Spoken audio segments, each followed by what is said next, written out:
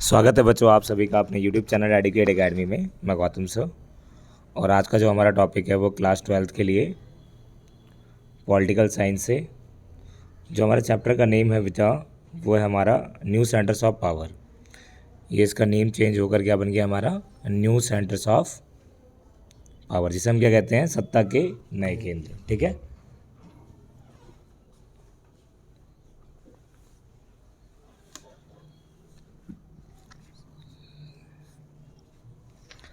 अब सत्ता के नए केंद्र में हमारे कौन कौन से आते हैं। जैसे कि हमें पता है कि हमारे टोटल तो वैसे दो ही पावर थी। कितनी थी? दो पावर थी। कौन कौन सी? यूएस और एक हमारी क्या थी? यूएसएसआर। ठीक है, तो पूरे वर्ल्ड के अंदर दो ही पावर थी, लेकिन इस पावर के अलावा भी ऐसी पावर आई जो कि क्या हुई, वो न्यू सेंटर्स ऑफ पावर बनकर तैयार हुई। अब न्यू सेंटर्स ऑफ पावर के अंदर भी दो चीज़ें हमारी कौन कौन सी हम बात करते हैं। सबसे पहले किस चीज़ की? एक है हमारा एसोसिएशन जिसे हम क्या कहते हैं संगठन। ठीक है, दूसरा इसे हम क्या कहते हैं कंट्री कहते हैं। ठीक है, तो दो चीज़ें हमारी न्यू सेंटर्स के अंदर हम बात करते हैं। तो सबसे पहला हमारा क्या है एसोसिएशन, दूसरा हमारा क्या है कंट्रीज। तो ये सारे क्या है न्यू सेंटर्स ऑफ एनपी, जिसे हम क्या कहेंगे एनपी, मतलब न्यू सेंटर्स ऑफ पावर। अब ये हमारा जो एसोसिएशन है वो किस चीज़ कौन कौन से एसोसिएशन इसे हमें पढ़ना है। एक हमारा क्या है आसियान, दूसरा हमारा क्या है हमने पढ़ा है ईयू यूरोपियन यूनियन, और तीसरा हमारा क्या है सार्क भी हम पढ़ेंगे, और हमारा क्या है ब्रिक्स। ठीक है, ये सारे क्या है ये भी पावर है, लेकिन ये क्या है ये एक यूनियन के साथ है। लेकिन कुछ कंट्रीज़ ऐसी है जो कि न्यू पावर्स के ऊपर में आई, जिसे हम क्या कहते हैं इंडिया जैसे हमारा, ठीक है, चाइना, फिर क्या हमारा जापान। तो ऐसे हमारे देश कंट्रीज और हमारे एसोसिएशन ये दोनों ही अलग अलग न्यू सेंटर्स ऑफ पावर बनकर, क्लियर है। अब ऐसे में हम बात करते हैं न्यू सेंटर्स ऑफ पावर के अंदर यूरोपियन यूनियन, आसियान। आसियान क्या है जो कि जिसके अंदर 5 देश इन्वॉल्व थे, फिलीपींस, थाईलैंड, सिंगापुर, मलेशिया। 1967 में इसकी मीटिंग हुई थी। इसे बैंकॉक एग्रीमेंट के नाम से भी जानते हैं। ठीक है, अब सुनिए आगे हमारा क्या है। सबसे पहले हम बात करते हैं यूरोपियन यूनियन के बारे में। किसके बारे में? European Union. यूरोपियन यूनियन को बेटा हम क्या कहते हैं यूरोपियन संघ भी बोलते हैं, यूरोपीय संघ कहा जाता है। यूरोपियन यूनियन के अंदर 15 देश से प्लस इसके अंदर ज़्यादा है, क्योंकि यूरोप क्या है एक कॉन्टिनेंट है, मतलब कि महाद्वीप है। महाद्वीप के अंदर बहुत बड़ा पार्ट होता है और उस महाद्वीप के अंदर बहुत सारे क्या हैं देश होते हैं। जैसे कि आपने सुना होगा Germany, Italy, France, Britain, Austria, Denmark. ठीक है, these are the country that belongs to the European Union. अब यूरोपियन यूनियन के बारे में अगर हम बात कर रहे हैं तो यूरोपियन यूनियन के बारे में हमें जानना बहुत ज़रूरी है। अब आते हैं European Union. European integration after the 1945 ended the cold war, America extended the massive financial support. तो जिस टाइम पे जो यूरोपियन यूनियन क्या कर रहे थे, फाइनेंशियली क्या कर रहे थे, जिन्हें फंड की ज़्यादा ज़रूरत थी, क्योंकि most of the countries European के जितने भी देश थे वो किसके अंदर इन्वॉल्व थे, फर्स्ट वर्ल्ड वॉर और एक सेकेंड वर्ल्ड वॉर। अब इस कंडीशन को देखते हुए उन्होंने बहुत सारा क्या किया पैसा लगाया वॉर में, और क्या हो गए वो वॉर क्या हो गए हार गए। अब उन्हें क्या हो गया लोन लेने की ज़रूरत पड़ी, और उन्होंने लोन जो लिया, जो सपोर्ट किया फाइनेंशियल सपोर्ट, वो किसने किया? अमेरिका ने। तो जो अमेरिका ने उन्हें फाइनेंशियल सपोर्ट दिया उसे हम किस नेम से जानते हैं? Marshall plan. क्या जानते हैं हम उसे? इंग्लिश में क्या बोलते हैं उसे? मार्शल। ठीक है, मार्शल योजना। क्या बोलते हैं हम उसे? मार्शल योजना। ठीक है, तो इस योजना के तहत 1945 में अमेरिका ने उन्हें क्या किया, यूरोप की कंडीशन को, इकॉनमी को बेटर करने के लिए उन्हें फाइनेंशियल सपोर्ट किया। इसी को हम मार्शल प्लान के नेम से जानते हैं। लेकिन यूरोपियन यूनियन ने उस पैसे का मिसयूज़ नहीं किया, यूटिलाइज़ किया, मतलब उसका सदुपयोग किया। कैसे किया भाई? अब वो जानते हैं हम। सबसे पहले हम ये जानते हैं ये जो झंडा है वो हमारा किसका है, यूरोपियन का है। अब इसका मतलब क्या है वो भी जान लीजिए एक तरीके से। इसके अंदर है हमारे जो स्टार्स हैं, और टोटल हमारे कितने हैं, 12 स्टार। तो बोलते circle of the gold star stand for the solidity and the harmony between the peoples of Europe. मतलब लोगों के बीच में सामंजस्य बनाने का काम, और देशों के बीच में ये स्टार्स उसको डिनोट कर रहे हैं कि किस तरह से लोग वहाँ इंटरकनेक्ट हैं और किस तरह से एक दूसरे के साथ मिलकर रहते हैं। क्लियर है। It has 12 star as the number of 12, traditionally the symbol of the perfection. मतलब 12 देश जो कि इसके पूरे क्या हैं, संपूर्ण, जो इसके सदस्य हैं। क्लियर है।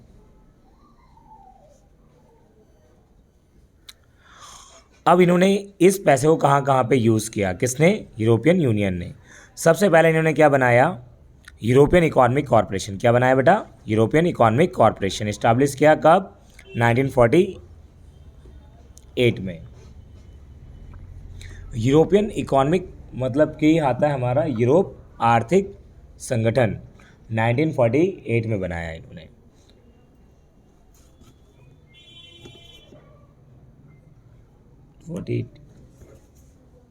ठीक, 48। आगे हमारा क्या है, it become the forum where the western European state begins to the cooperate. अब ये इसलिए बनाया गया ताकि जितने भी जो वेस्टर्न यूरोप के जो हैं और ईस्टर्न यूरोप के जो हैं वो एकजुट हो सकें और अपनी इकॉनमी को क्या कर सकें, डेवलप कर सकें। फिर उन्होंने क्या बनाया, यूरोपीय काउंसिल ऑफ यूरोप। इस्टेब्लिश कब हुआ, 1949 में काउंसिल बनाया उन्होंने। इसके अलावा उन्होंने 1957 में इकोनॉमिक कम्युनिटी समूह, मतलब आर्थिक सामूहिक, यूरोपीय आर्थिक सामूहिक 1957 में बनाया। इसका मेन काम क्या था, this process acquire to the political dimension with the creation of European parliament. अगला हमारा 1992 में बनाया गया यूरोपियन यूनियन, यूरोपीय संघ, 1992 में, मतलब एक पूरा ऑर्गेनाइजेशन। जब ये सारी चीज़ें बनाई गई, इवन यूरोप ने अपना खुद का फ्लैग बनाया, अपनी खुद की करेंसी बनाई, अपना खुद का ट्राई किया क्या बनाने के लिए, कॉन्स्टिट्यूशन, बट वो सक्सेसफुल नहीं हुआ, मैनी टाइम्स वो फेल हो गया, लेकिन एंड द लास्ट वो क्या हो गया, सक्सेसफुल हुआ। फिर एक टाइम आया बेटा, ये कुछ कंट्रीज़ है जो कि ऑरेंज वाली, वो क्या है, new member of the European, जो कि ईस्टर्न पार्ट में है, और ये सारे क्या है, वेस्टर्न पार्ट वाले क्या है, वो ऑलरेडी क्या है, ओल्ड मेंबर है, किसके, यूरोपियन यूनियन के। 2016 में जो Europe has become political, economical, diplomatic and military influence. मतलब इन सभी चीज़ों में अगर अमेरिका को अगर छोड़ दिया जाए, इसकी सबसे बेस्ट क्वालिटी की थी मिलिट्री फोर्सेस, मतलब कि सबसे सेकंड नंबर पे, वर्ल्ड में सेकंड नंबर पे इसकी सबसे अच्छी फोर्स थी। इनकी जीडीपी 17 ट्रिलियन हो गई 2016 में, जो कि 1945 में इसकी जो क्या थी, जीडीपी क्या थी, बहुत ही क्या थी, डाउन थी। अब कहते हैं ये क्या होगी, जो इनकी जो यूरो है, वहाँ की करेंसी क्या गई, यूरोप की, तो वो किसके लिए क्या हो गई, डेंजर हुआ, किसके लिए, जो यूरोपियन डॉलर के लिए, मतलब एक खतरा बन गया उसके लिए कि भाई अब वो उसकी वैल्यू इतनी बढ़ गई यूरो की, शायद उसके सामने अमेरिका का डॉलर बहुत कम लगने लगा। इस तरीके से it shares the world trade in the much larger than the United State. मतलब वर्ल्ड के शेयर्स में इसका भी बहुत बड़ा योगदान है, मतलब participant. It economic power gives the influence over the closest neighbours as well as the Asia and Africa. और इसके देश क्या करते हैं, एशिया और अफ्रीका के देशों को भी मदद करते हैं। किस तरीके से, इकोनॉमिकली। कैसे, इकोनॉमिकली। अब आइए इसी के अंदर दो जो इसके देश हैं, France hold the permanent seat of the UN security. Britain क्योंकि हट गया, अब फ्रांस ही रह गए हैं। न्यूक्लियर पावर के अंदर भी इसका बहुत बड़ा योगदान है। इसकी मिलिट्री वर्ल्ड की सेकेंड लार्जेस्ट मिलिट्री है। अब इस तरीके से ये हमारा क्या है, ये एक पिक्चर दी गई है हमारी, ये किसकी है, the cartoon appear to the 2003 में European Union initiative and the draft the common constitution failed. वो जो बना रहे थे वो क्या हो गया, फेल हो गया उनका कॉन्स्टिट्यूशन, लेकिन उनकी इकॉनमी बहुत अच्छी हुई। तो ये क्लियर है। अगर आपको दिया जाएगा, अभी मैं क्वेश्चन दूंगा आपको, क्वेश्चन दिया जाता है how the European economic in second world war और नाउ व्हाट इज चेंज क्या चेंजेस हुए, क्या परिवर्तन हुए, तो क्या उसकी जो पहली इकॉनमी थी वो क्या आज भी वैसी है? नहीं। तो हमें पता है कि भाई क्या हुई है, चेंज हुई है, तो हमें बताना। क्लियर है? एक है हमारा साउथ ईस्ट एशिया नेशन, ठीक है, जिसे हम क्या कहते हैं, आसियान कहते हैं, जिसका गठन कब हुआ, 1967 में हुआ। आसियान के अंदर कई बार पूछा भाई 3 पिलर क्या होते हैं, 3 पिलर, 3 स्तंभ कौन कौन से हैं, तो आज आप पहले वही जान लो, उसके बाद फिर हम सारी चीज़ें जानेंगे, ठीक है। आसियान के वैसे तो हमारे 3 पिलर हैं, ठीक है। अब कौन कौन से हमारे, सबसे पहले हम बात करते हैं ASEAN security community, ASEAN economic community, ASEAN socio cultural community. Clear है? ये 3 है हमारे, सुरक्षा, आर्थिक और सांस्कृतिक, सामाजिक और सांस्कृतिक, ये 3 स्तंभ हैं। इसने इस चीज़ को पूरा ध्यान दिया, किसने, आसियान कंट्रीज़ ने, जिसकी वजह से वो बड़े से बड़े कॉन्फ्लिक्ट को ईजिली सॉर्ट आउट कर दिया उन्होंने, ठीक है। एक इसका एक एग्जांपल क्या है, कंबोडिया का वॉर। इन्होंने क्या किया था, कंबोडिया के वॉर को डिस्कशंस के साथ ही ख़त्म कर दिया था। क्लियर है ये?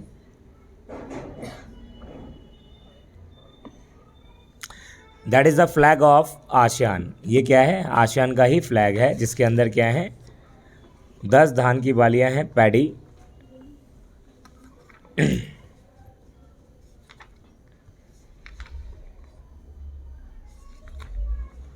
अब सुनिए, ये क्या है flag, the flag of logo 10 stack of the paddy represent the 10 south east Asia countries bond together friendship and the solidarity and the circle symbolised and the unity of ASEAN सूट्स। में दिखाया गया है 10 जो धान की बालियाँ हैं वो दिखा रही है 10 देश किस तरीके से कनेक्टेड हैं ईच अदर, वो चीज़ें। और इसके अंदर जो बाद में इसके अंदर जो देश या जो ऐड हुए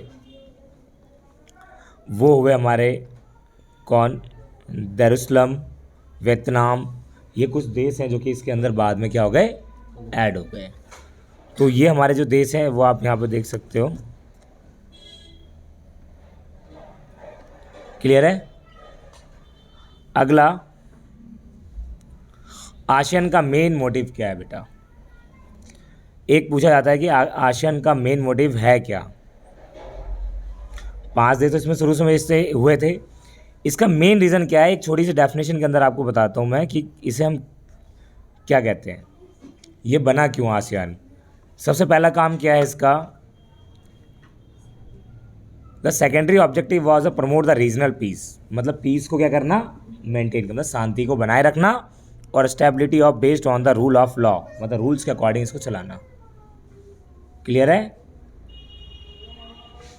और पहला क्या है इसका, कल्चरल और इकोनॉमिकल डेवलपमेंट करना। क्या करना, सोशल एंड इकोनॉमिक डेवलपमेंट। इसलिए आपने इसके पिलर में भी देखा होगा, सोशियो कल्चरल, इकोनॉमिक, और एक क्या है, सिक्योरिटी। सिक्योरिटी किसके अंदर आ जाएगी, पीस के अंदर ही आ जाएगी। क्लियर है?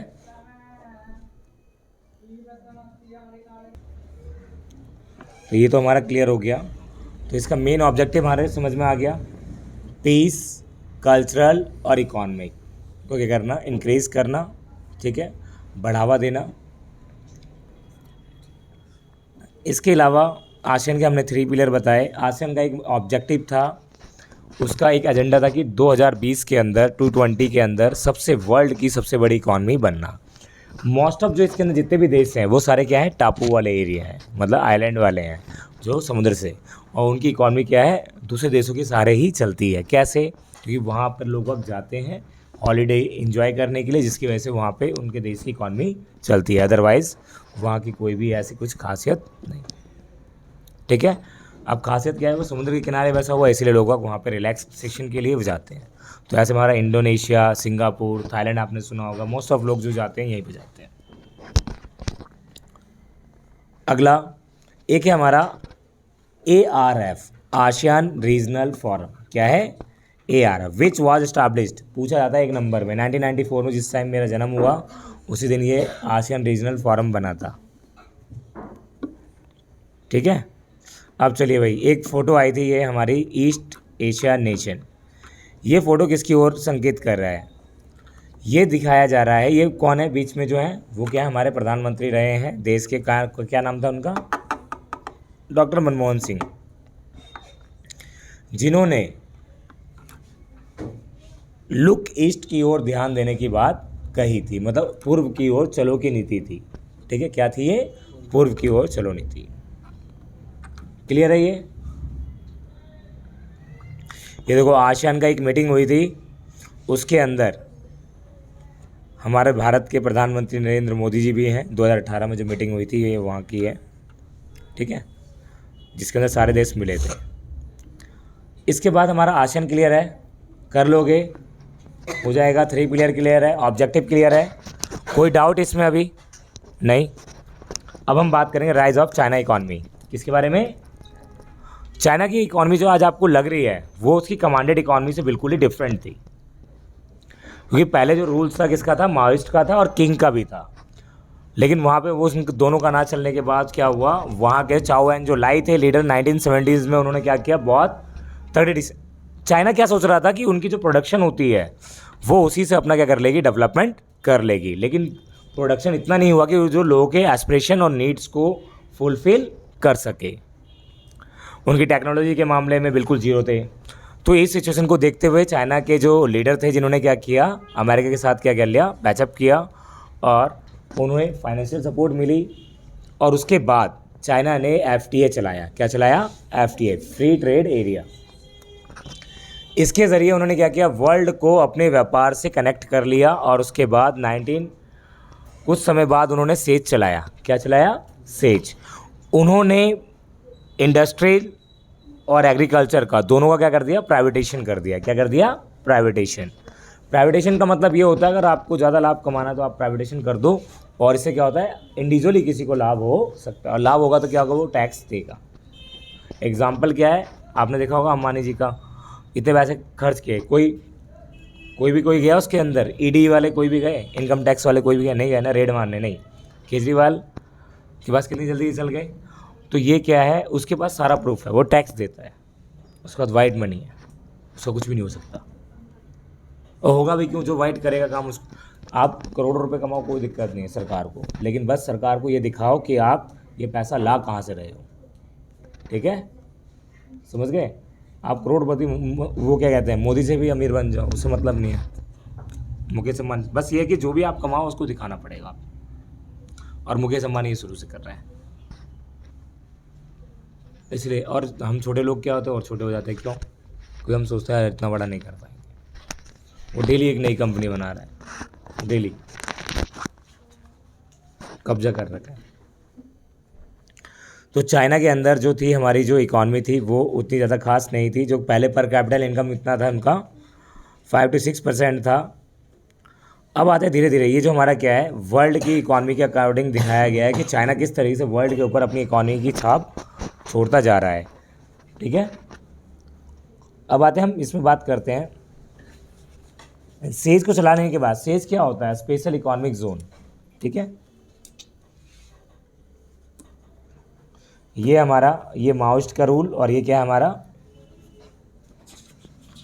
ये किसका है, वो कमांडेड इकॉनमी, और ये अभी की। तो दो, एक के हाथ में बुक थी और एक के हाथ में क्या है, टाई, गले में टाई। तो ये क्या दिखा रही है, जो कमांडेड इकॉनमी किस तरीके से थी। अब ये क्या है, हमारी एक साइकिल का पिक्चर है जिसके अंदर क्या दिया है, 2 चीज़ें दी गई है, सोशलिस्ट और कैपिटलिस्ट। वर्ल्ड में सबसे ज़्यादा बिकने वाली साइकिल किसकी है, किस देश की है, चाइना। क्लियर है। अब चाइना के अंदर आपसे क्या क्या पूछ सकता है, new economy policy of the help to China economy to break from the stagnation. मतलब जो नई इकॉनमी आई चाइना की, तो उसने क्या किया, चाइना की अर्थव्यवस्था को क्या कर दिया, पहले से ज़्यादा सुधार दिया। और यही सुधार हमारे भारत की इकॉनमी में भी आया था। कब आया था बताओ, इंडिया की इकॉनमी में 1990s में नई आर्थिक नीति, याद आया, और नई गवर्नमेंट, नई पॉलिटिक्स भी उसी समय आई थी पहली बार। क्लियर है। चाइना ने प्राइवेटेशन किया agriculture, lead to the remarkable rise of the agriculture production. जब उन्होंने प्राइवेटेशन किया, एग्रीकल्चर प्रोडक्शन क्या हो गया, एकदम से ग्रोथ हो गई। इंडस्ट्रियल को प्राइवेट किया तो उन्होंने क्या किया, और इंडस्ट्रियल धीरे धीरे क्या हो गए, बढ़ते चले गए। हमारे भारत में भी धीरे धीरे क्या हो रही है, प्राइवेटेशन हो रही है ना। आपने देखा होगा कई लोग क्या बोलते हैं, मोदी जी तो बेकार कर रहे हैं, प्राइवेट कर रहे हैं सब चीज़ों को, लेकिन क्या है, प्राइवेट होने से क्या होगा, काम अच्छी तरीके से होगा और ज़्यादा से ज़्यादा होगा। गवर्नमेंट देखते हो ना कैसा होता है काम, और प्राइवेट काम कैसे होता है, तो वही चीज़ हो रही है। लेकिन प्राइवेट चीज़ हो, लेकिन क्या होनी चाहिए, सस्ती होनी चाहिए, है ना। और प्राइवेट सस्ती हो ही नहीं सकती, क्योंकि उन्हें पैसा कमाना है, क्योंकि वो पैसा लगा रहे तो भाई पैसा कमाएंगे। अब तुम उसे बोलो नेशनल वेक्टर वालों को जाके कि भैया आप 2,000 रुपये में ही, मतलब कि 2,000 रुपये में 2 साल पढ़ाना है, ये हो ही नहीं सकता, है ना। उसके बाद इंडस्ट्री में भी ग्रोथ आई। The China economy include the both industry और agriculture give at the faster rate. उसकी इकॉनमी एग्रीकल्चर और इंडस्ट्री की वजह से बहुत तेज़ी से ग्रोथ होना, बहुत तेज़ी से होना शुरू हो गई, और ये उसके लिए एक बहुत बड़ा क्या हुई, प्रॉफिटेबल हुआ। कहा जाता है फिर चाइना ने क्या किया, China has become the most important destination foreign direct investment. उन्होंने शुरू क्या किया, FDI, मतलब क्या होता है, फॉरेन डायरेक्ट इन्वेस्टमेंट। अब इन्होंने दूसरे देशों में जाकर क्या कर दिया, इन्वेस्ट करना शुरू कर दिया, और उसी की वजह से हमारे नोएडा में भी आज एक सैमसंग की कंपनी लगी हुई है, ठीक है, अभी हाल फिलहाल में ही बनी है। सैमसंग तो कोरिया की है। पता चल गया, देखना जरा, कोरिया की चेक करो, यही तो है बुक मैडम, उधर कहाँ जा रहे हैं। उसमें दे रखा है। हाँ मैंने देखा था। हाँ तो चेक करो ना।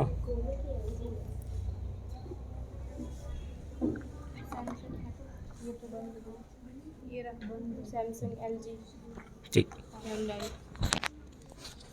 और सुनो मैं बताता हूँ आपको, जो कोरिया और जो हमारा जापान, दोनों ही पार्ट, दो ये जो क्या है, दोनों ही जापान के पार्ट थी, चाइना और एक ये कोरिया हमारा, ठीक है। तो मोस्ट ऑफ पार्ट जो हमारा चाइना ही लगता था, इसलिए चाइना में इसकी अंडरटेकिंग है, अभी चाइना में है पूरी, ठीक है। अब आते हैं इंडिया और चाइना रिलेशन। इंडिया और चाइना रिलेशन आपको पता है किस वजह से ख़राब हुए थे। 1950s में हमारे उसके बीच में क्या हुआ, चाइना ने अटैक किया किस पे, तिब्बत पे, और उसी की वजह से क्या हुआ, तिब्बत की वजह से हमारे इंडिया और चाइना के रिलेशन ख़राब हुए, और चाइना ने क्या किया, हमारे 2 एरिया पे क्या कर दिया, कैप्चर कर लिया। कहाँ कहाँ पे, अक्साई चीन किसे कहा गया, लद्दाख को, और नेफा किसे कहा गया, अरुणाचल प्रदेश को। बीच में रिलेशन को अच्छा करने के लिए हमारे यहाँ से राजीव गांधी, मनमोहन सिंह और अटल बिहारी वाजपेयी ने भी बहुत कोशिश की, और हुआ भी, जिसकी वजह से आपने देखा होगा मोस्ट ऑफ जो गुड्स हैं बच्चे के खिलौने, वो कहाँ से आते हैं, चाइना से आते हैं मोस्टली। ये बाकी हमारा जो 2 गया है, केस बेस्ड स्टडीज़ दी गई है, जापान और कोरिया, बोथ आर, चीन और कोरिया दोनों ही किसके पार्ट थे, जापान के, ठीक है। आप याद रखिएगा, इसमें जो हमारा जो जापान है, जापान को हाईटेक के नाम से जाना जाता है, किसके नाम से, हाईटेक, मतलब उच्च टेक्नोलॉजी के नाम से। क्लियर है, बस आज के लिए यहीं तक, धन्यवाद। सर ये चाइना से आई है ना। और तो अमेरिका से।